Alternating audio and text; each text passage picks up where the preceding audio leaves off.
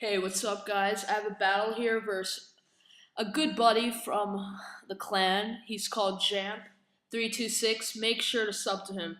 He's a cool guy, and he battles the OU arena with NU Pokemon, so that's cool. So the battle's starting now. I'm recording this like MTG Xerxes, and so here we go. He leads off into Machamp. I, I lead off my zeal, my awesome Azel. Now, let's see what I do here. He's thinking about it. I go for the Life Orb Psychic. I don't want to over predict at this point.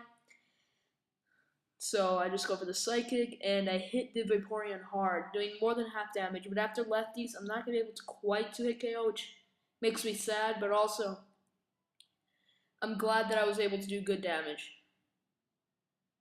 So I go for the Taunt, which is a good play because he goes for the Wish, which is awesome because that cripples the Vaporeon.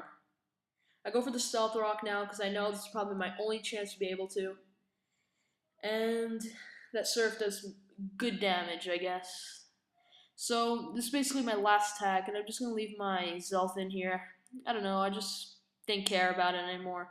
So he goes for the Surf and he kills it off, which is good but bad because, well, not really, because I didn't really need the Zelf.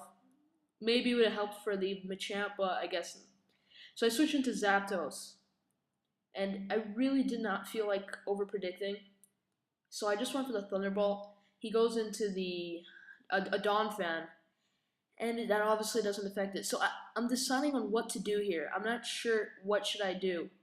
I I, I know he's probably gonna Ice Shard, but it's it's troublesome because I want to see how much damage it does. So I just decide to go for the Roar. He goes for the Ice Shard, and it does good. Zapdos takes it well, which is good. And I'm able to roar him out into a Typhlosion, which is awesome because Stealth Rock's damage does a toll to that thing, and I could see another poke on his team.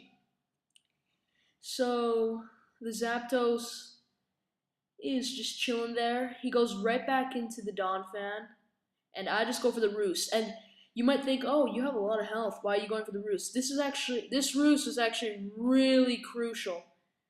You'll see later why that Roost is so crucial. So I switch into Dusknoir, predicting the Rapid Spin, which is great. Whee! So he goes into Machamp, which is cool because I get a Will-O-Wisp off on that, and that's awesome. So now his paybacks are going to be doing nothing to me, so I could just keep Dusknoir in here all day long. Bear!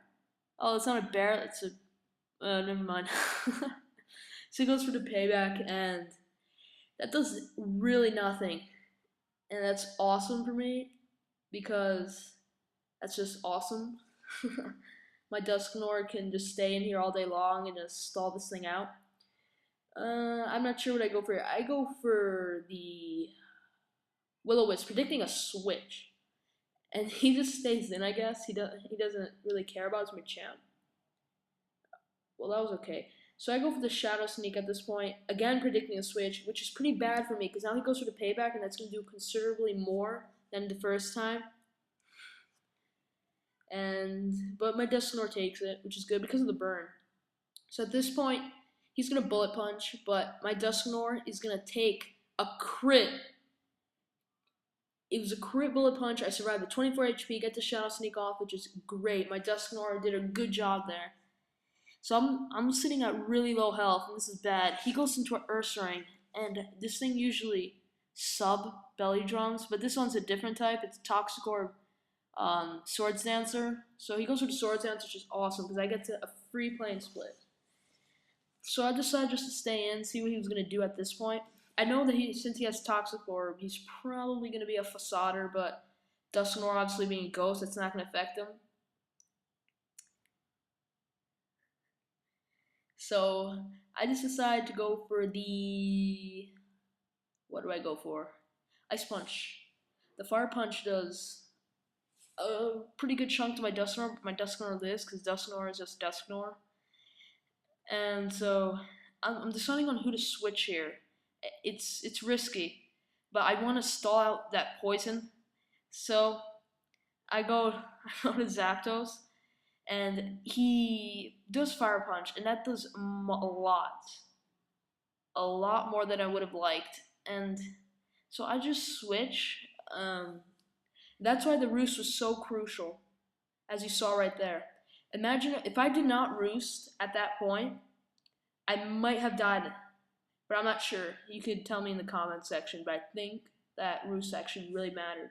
So I switched out into Skarmory, and I baited the Rapid Spin here, so I got a free switch of my Dusknoir, which is awesome. And now he goes for the Ice Shard. I should have gone for the Flame Split, but I was afraid that he would go into Ursaring again, so I was just like, I went for the Ice Punch. It doesn't do much because Dusknoir isn't really mainly an attacker. So I really wanted to go for the Pain Split. It was tempting, but I was just so scared of that Ursaring switch and giving him health. That would have been bad. So I switch into my Scizor, and then he goes for the U-turn, which is sad because now that brings my Zelf goes down in vain.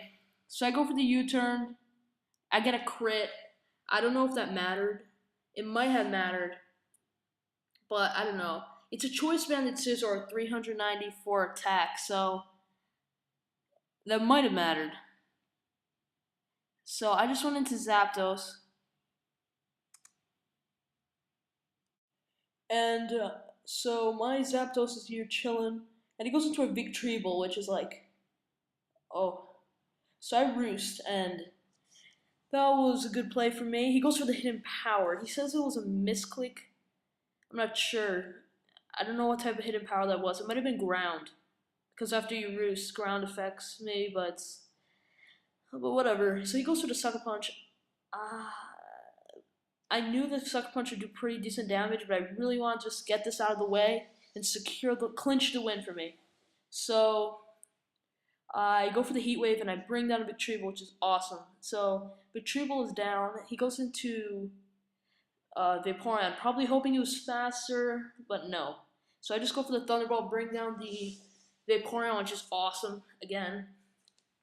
So this basically clinches the win for me because my two walls are alive and most of his pokes are really minimal health. So right now I'm in a really good position. So he's deciding on who to switch into my Zapdos, probably try to bring him down. So he decides his Ursaring is good. So I decide at this point that my Dusknoir is basically useless. It's a really low health, so I just decide to fodder it out. You never know, I might need Zapdos for later, so he goes for the Fire Punch and that brings out my Noir. That's cool. It's bringing him to, I was hoping he would die from the toxic damage, but he doesn't, with like a pixel of health, which is annoying. But I just go into my Scizor, just go for the safe U-turn. And he's down to his Typhlosion, which I just go for the Bullet Punch here. I don't know if that was the best move, but it does a nice chunk, and since he has Life Orb, he's going to be wearing himself down, so this is great, because you're going to see later why this helps me. So maybe that was a good play. So I switched into the Zapdos, maybe hoping I was faster, but I'm not, which is understandable. Typhlosion's pretty fast, so he just goes for the Flamethrower and knocks me out. I'm down to my last two, but little does he know that my last is a Blissey, the Killer Nacho's arch enemy. So he goes for the Focus Blast, and this is why the Killer Nacho hates him, because that Focus Blast did nothing. I just went for the Seismic Toss, and that's game. So that was a great match, dude. I had a lot of fun, and rematch sometime, dude. Pikachu!